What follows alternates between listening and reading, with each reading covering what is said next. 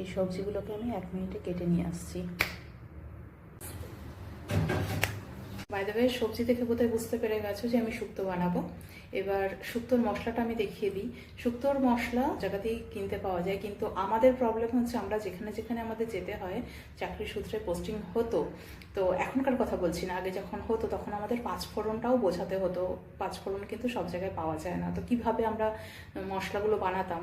শুক্তো আমাদের বাঙালিদের একটা নস্টালজিয়া, একটা আবেগ। খেতে গেলে শুক্তো যে স্পেশাল মশলাটা কখনো পেতাম না, তো সেটা আমি ঘরেই বানিয়ে নিতাম। কিভাবে বানাতাম একবার দেখে নাও তোমরা। এর মধ্যে কাসৌরি মেথি, শুকনো আদা, জিরে, রাঁধুনি, ধনে, এই সব কিছুকে বেটে নিতাম। আর হচ্ছে সর্ষে, এই যে সর্ষে, আর হচ্ছে মৌরি, আর এই যে রাঁধুনিটা, এরকম প্যাকেট, এই সব দিয়ে আমি বানিয়ে ফেলবো শুক্তোর ম্যাজিক মশলা। দিয়ে ভাজতে পারো, কিন্তু আমি সাদা তেলে সবজিগুলো একটু ভেজে নেব, বিশেষ করে উচ্ছে ভেজে নিলে কিন্তু তিতকুটেটা একটু কম লাগে, তেতো ভাবটা একটু কম লাগে। আর সবজিগুলো একটুখানি এর সঙ্গেই সাথে এরপর নামিয়ে নেবো আমি। তারপরে আমি আবার এই কুকারটার মধ্যে রান্না করব।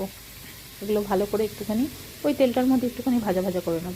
মশলাটা কিন্তু আমি চালনি দিয়ে ভালো করে চেলে নিয়েছি। শুক্তোর জলটা কিন্তু তোমরা একটু মেপে দেবে। আমি দিলাম খানিকটা সল্ট, এবার জল দেবো। জলটা এমনভাবেই দেবো যেন বিশাল একদম ট্যালটাল না করে যে গড়িয়ে চলে যাচ্ছে, আবার এতটাই অল্প না যে একদম ঘন হয়ে লাড্ডুর মতন হয়ে যায়, তাও না, কারণ মিষ্টি আলু আছে, জল টেনে নেবে। দুধ, সঙ্গে কয়েক দানা চিনি, আর হচ্ছে 1 চামচ আটা। এটাকে খুব সুন্দর করে গুলে নিয়ে এটা আমি ওপর থেকে দিয়ে দেবো। আর দেবো গাওয়া ঘি। এই যে এবার রংটা দেখবে কি সুন্দর হবে। এগুলো হচ্ছে ছোট্ট ছোট্ট টিপস। দেখতে পাচ্ছ রংটা চেঞ্জ হচ্ছে, এবার বেশ মাখো মাখো হয়ে যাবে ব্যাপারটা।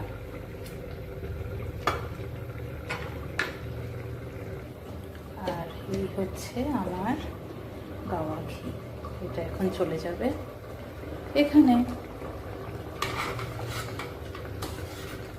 আহা,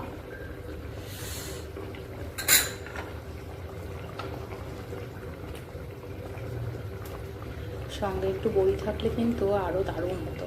বড়িটা শেষ হয়ে গেছে।